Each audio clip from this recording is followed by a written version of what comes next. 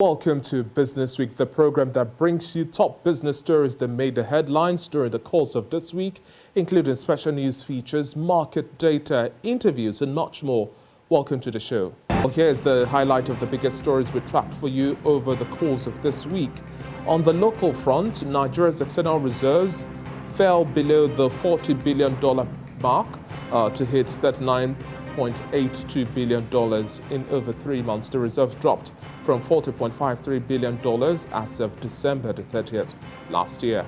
The International Monetary Fund has again urged the federal government to stop subsidizing fuel. Well, this is coming about 2 weeks after the federal government announced its plans to suspend fuel subsidy removal, extending the implementation by 18 months. Now, the president of the African Development Bank, Dr. Akinwumi Adesina, also says Africa needs $484 billion over the next 3 years to tackle the socio-economic impact of COVID-19 pandemic and boost economic recovery. On the international front now, Tesla Incorporation has received a subpoena from the U.S. securities regulator related to a settlement that requires Chief Executive Officer Elon Musk's tweets on material information about the company to be vetted. And away from that, Credit Suisse Vice Chair Severin Chuan faces opposition to his re-election to the board of the embattled Swiss lender. Some investors say they will try to block any move to extend the tenure of the Roche chief executive, who has been vice chair at Credit Suisse since April 2017. Now, the European Central Bank is also preparing banks for a possible Russian-sponsored cyber attack as tensions with Ukraine mount. That's according to some local reports, as the region braces for the financial fallout of any conflict. Well, it's now time to bring you special packages prepared by our correspondents. The Federal Executive Council approved the National Biosecurity Policy and Action Plan 2022 to 2026 in December last year. It is to ensure biosecurity for the protection of the environment and human health from harmful biological agents. The policy document is now being unveiled here. The authorities want its implementation taken seriously, with stakeholders looking beyond personal interest to actualizing its objectives. We have benchmarked a success rate of 70%, but I know we can achieve it. We'll be liaising with relevant ministries to develop an evaluation template, as well as put in motion a facilitation mechanism for the implementation of this policy and its action plans. The National Biosafety Management Agency's mandate was expanded in 2019 to include biosecurity. The new policy is critical to the agency's role in the biosafety process towards early detection as well as fast response to biothreats and recovery from biosecurity occurrences. The drafting of this process was driven by the belief that we have a country that we need to protect from harmful biological agents, which are mostly not visible through the physical eye. This document, from all desktop reviews, we have no other document that has all the thematic areas in a single compendium. This is the first we think we have in the world, particularly in Africa. The international community says it will assist Nigeria in making its biosecurity systems effective. Canada has put its money where its mouth is in that regard, contributing more than $8 million to strengthen Nigeria's capacity to prevent, detect, and respond to biological threats. We consider the policy and associated plan as being very important to Nigeria towards the protection of human, animal, and plant health. The biosecurity policy is also to strengthen laws and ensure that anyone or organizations who use biological agents maliciously will be prosecuted accordingly. Concerned ministries, departments, and agencies are all expected to work together towards the successful implementation of the biosecurity policy, so it does not end up as another dusty blueprint on the shelves.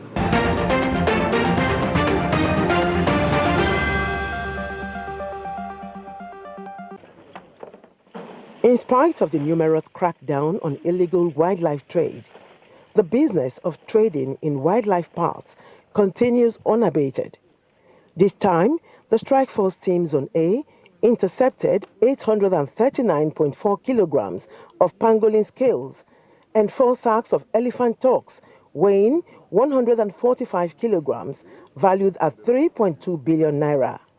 This seizure is the fourth within the last 13 months. Sadly, some foreigners with active connivance of few Nigerians are bent on using our country as a transit route for illegal wildlife trade. On the 2nd of February 2022, upon credible intelligence, the CGC Strike Force team stormed Lekki area of Lagos and intercepted one Toyota Sienna bus. Upon 100% joint physical examination, the following items were found. Simply put, pangolin scales and elephant tusks were found in that Toyota Sienna bus. The Customs outgoing National Public Relations Officer, Joseph Atta, reveals that 4 suspects are being investigated to uncover more about the people behind the illegal trade, which he says negates international protocols on wildlife and also contravenes sections of the Customs and Excise Management Act. The calls against illicit trading in wildlife continues to grow more attention, considering the threat recurring depletion poses to the environment's biodiversity. Coming up next, we are going to be looking at a feature on the show today as we take a look at matters arising following the lingering fuel scarcity and developments leading to the circulation of adulterated fuel in major states across the country. Don't go anywhere.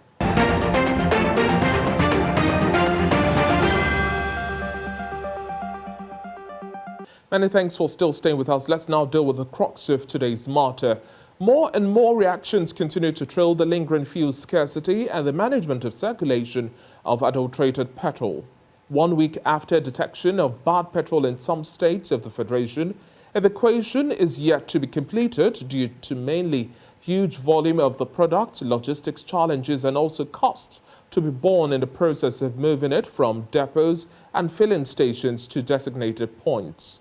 This has narrowed the possibility of resolving the scarcity on time as fresh products to close supply gap runs into storage facilities hitches. This means that the current petrol shortage might linger for a while as government and other stakeholders continue to work towards resolving all issues associated with the scarcity of fuel at filling stations. Now, reacting to the importation of about 100 million litres of bad petrol, the Nigerian Midstream and Downstream Petroleum Regulatory Authority noted that the evacuation of the product has commenced, adding that it has about 20 days sufficiency volume to meet demand. The NMDPRA has also advised Nigerians against panic buying as about 300 million litres of petrol is being discharged at their Papa jetty. And according to the authority, before the close of this week, the off-specification product will be cleared. Well, joining me now virtually to discuss this and much more, I have Adeola Yusuf, Team Lead, Platforms Africa. Thank you very much for joining us on the show today. Thank you so much for having me.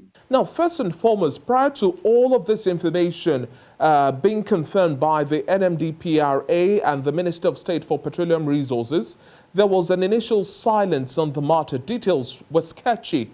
How critical would you say moving forward it is for us to keep an open communication and channel to ensure the Nigerians are kept in the know and guided, closing any room for exploitative tendencies? And another big question that so many are asking, which remains yet unanswered, is this question in particular: where was this import from, and the oversight function that was not conducted until retail sales had commenced? Your thoughts on all of the highlights that have played out so far?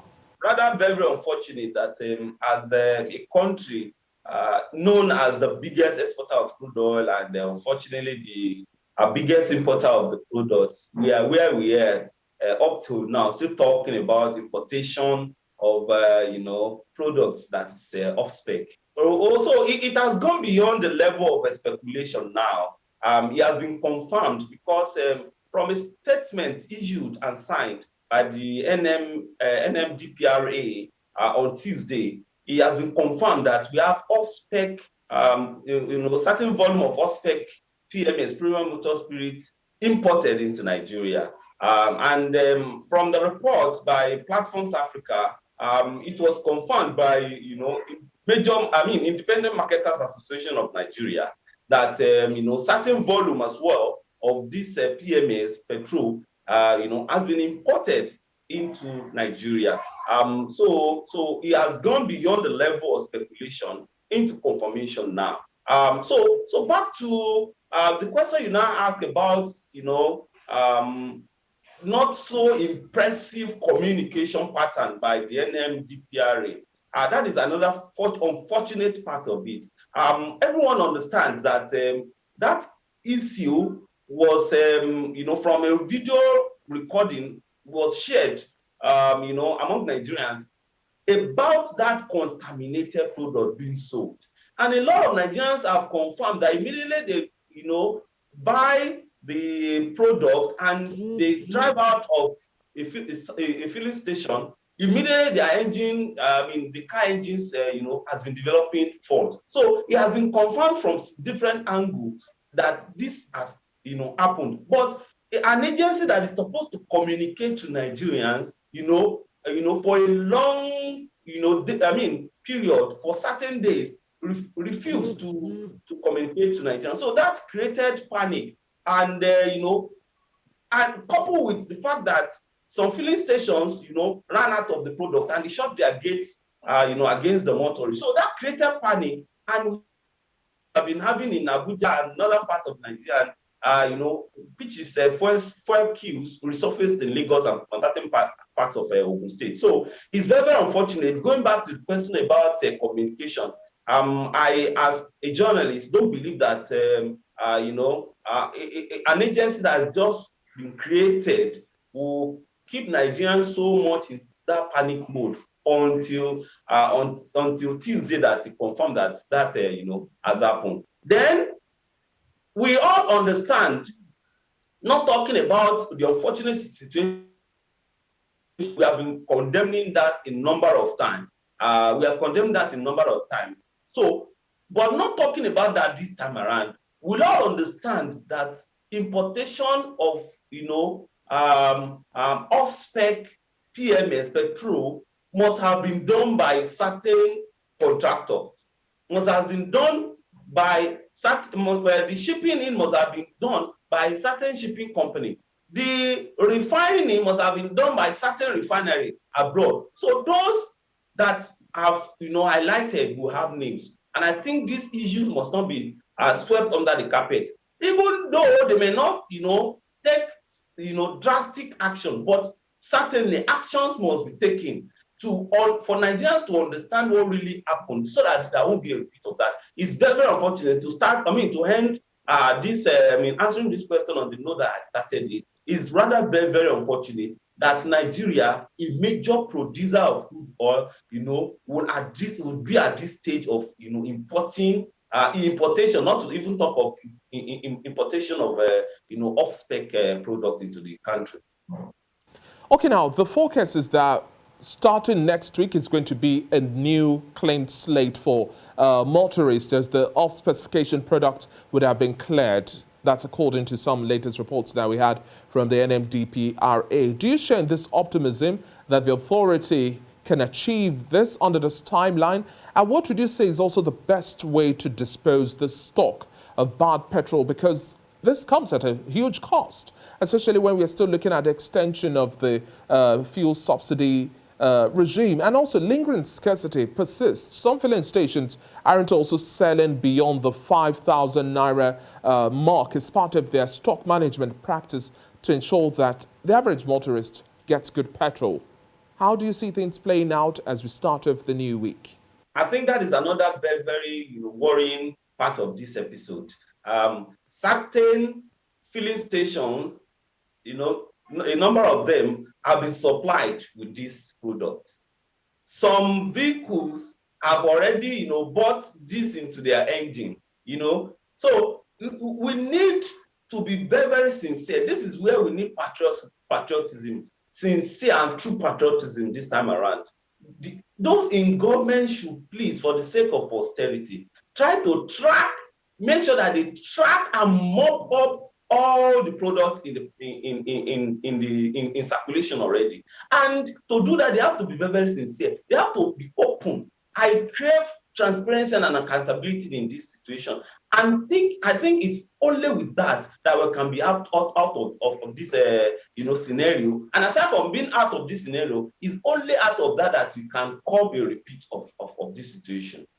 Now, there's also another lingering concern now, looking at fuel scarcity and issues around this when we're looking at the reports we've also had from the Nigerian Association of Road Transport Owners, NATO, saying it would withdraw haulage service if the federal government fails to urgently address the rising cost of operation that its members are facing. Top on the list, according to the union, is the ever-increasing cost of diesel, which petrol tankers run on, and which is also part of the determinants of freight charges. The cost of diesel right now is about 430 naira per litre. Within the timeline of discussions and waiting, in terms of favourable actions now, what do you think might be the likely scenarios to play out in a best and worst case scenario, and also putting a major stop to these issues we have really around haulage of petroleum products? It's rather unfortunate. We will keep having this to as a way of backgrounding the question you asked. There is no way we will not keep having this. Remember that before the government announced suspension of fuel subsidy removal, there was a pending strike or action by the Nigerian Labour Congress. Then after that, we have the issue of these fuel queues around Lagos and that is spreading now across the country. Then now we're having issues about the drivers trying to withdraw their service.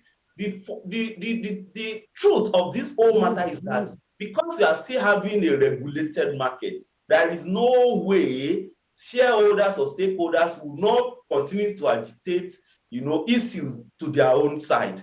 Immediately we have that market deregulated, I bet you will not see all this, because it is going to be in the private hand, it's going to be profit driven. There won't be this issue of unfortunate situation that we are having now. There won't be that kind of situation. So let's be sincere with ourselves without sounding pessimistic this time around. There is no way we will not keep having agitation, one agitation or the other, in as much as the market is still seriously regulated. Another angle to this matter, Mr. Alabi, is that there is an issue of 3 trillion on ground. And because that money, as a journalist and someone that has been monitoring this industry for a long time, I know that immediately that 3 trillion was announced to be given for whoever who imports the PMS in the next 18 months. Immediately that announcement was made, businessmen will start calculating how they can get shares, their own shares, of that cake. And that cannot be done, without agitation. So that we are going to keep having that kind of agitation. One will be resolved, and at the tail end of resolving one, another one will spring up. So it's unfortunate, but as the economy, when we have a market regulated, when you have products regulated, there is no way, because you are the one that said, okay, we are not allowing free market, we are not allowing competition. Let's keep regulating this market. If we keep having that, we'll keep having agitation. Okay, now lastly, wrapping up our conversation, do you think all of these developments that have played out are enough of a wake-up call for the federal government to smell the coffee and see the need to do better in terms of putting the best foot forward when we are looking at how we also manage our petroleum resources in the country? Absolutely, Mr. Alabi, absolutely. Like we all understand, anytime issue of fuel subsidy is discussed, we have 4 categories of people. Immediately they are agitated. They usually move to the tip of their chairs anytime issues of fuel subsidy is discussed. Number one of them, are those that are categorized under, those that look at it from political view. Another set of people are the ones that look at it from the legal view. Another one are those that look at it from the socialist view. Another one is, the last one are those that look at, fuel subsidy from the economic view. And like I said, all of them keep agitating to ensure that Nigerians believe that their own position is the best. Unfortunately, and almost always, we usually have those that look at it from the political view, winning the discourse. But situation usually points to the fact that, after all, those that are looking at it from the economic view may, after all, be right. And they are the ones that usually say that government has no business in business, that immediate government allows free market, immediate government allows competition in this market, or even though the price may go up, it will definitely come down because and there will be an healthy competition. They have even said that NMPC, being one of the major stakeholders in even the downstream, because NMPC has stations all around the country, the NMPC too will be able to compete. Government cannot compete with marketers or importers, when we allow a free market. But those that are looking at it from the political view are the ones that keep winning. They're the ones that keep winning this conversation, because anytime any government, tries to remove the subsidy, those that look at it from political views, start talking about it, and eventually government, backslide. And we have seen a repeat of that very recently. So now to go back to your question, you will see that part of the agitation of those that are looking at it from the economic view, and even those that are looking at it from the socialist view, for instance, the Nigerian Labour Conference, they are looking at it from the socialist view, that, okay, so even if you want to do this, what are those things you have put on the table? And I agree absolutely with them. And part of the conditions that they are giving is that the government should make sure that they put the refineries back in shape. It is very, very unfortunate, it's very, very disheartening that Nigeria, an OPEC member, a prominent member of OPEC, Nigeria, a company that exports close to 2 million barrels of crude every day. Nigeria, a company that allocates 445,000 barrels of crude oil for local refineries, is still at this situation importing contaminated, or rather off-spec product for its citizens. Is rather very unfortunate. So we need to put those refineries back to shape. We've had a lot of talks about a private refinery coming up. Refinery coming up in Lagos, which is the Dangote refinery. But as a Nigerian, I don't believe we should put all our hope on Dangote refinery. For a fact, Dangote refinery is a refinery that is going to be set up based on business, but it's going to be profit-driven. It is not going to be for social service. It's located, in a free trade zone, a zone where it's not, bounded by the Nigerian economic law to supply the Nigerian market. Immediately that refinery, because they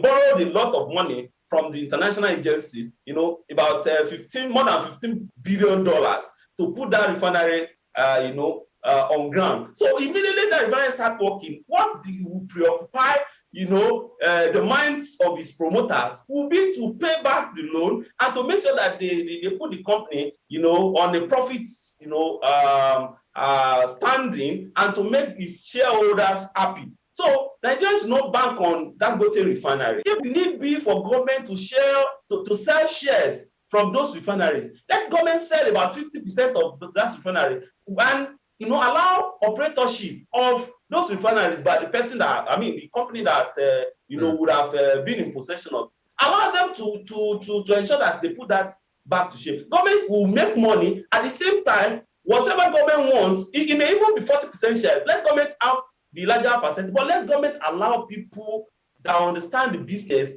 that understand that those facilities should be put back to shape. Let them be the one running that asset. Unfortunately, we have spent a lot of money. As I count, we are spending about 12 billion naira every month on those refineries, and unfortunately, they are making 0 naira every month. So we can't keep playing politics with this. We can't keep looking at this from socialist perspective. We can't keep looking at it from any other perspective, but we should look at it from economic perspective. At the end of the day, if you look at it from economic perspective, we will see that every other thing will fall into place. We will have those refineries back to shape, and the issue of importation will be a thing of the past. Mind you, those that are benefiting from importation will not allow it to happen, but we need political will. We need strong-willed, government functionaries, people from the executive to make sure that this is put to shape. It is not going to be easy, but at the end of the day, it's going to be a win-win for all of those that are looking at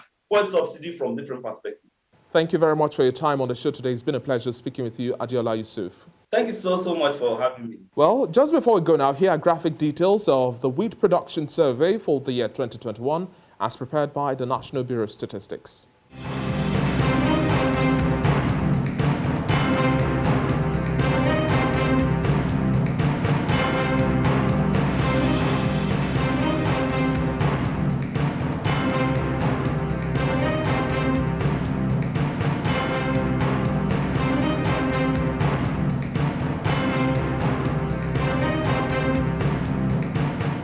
And that's it on this edition of Business Week. Many thanks for watching so far. Do enjoy the rest of your weekend.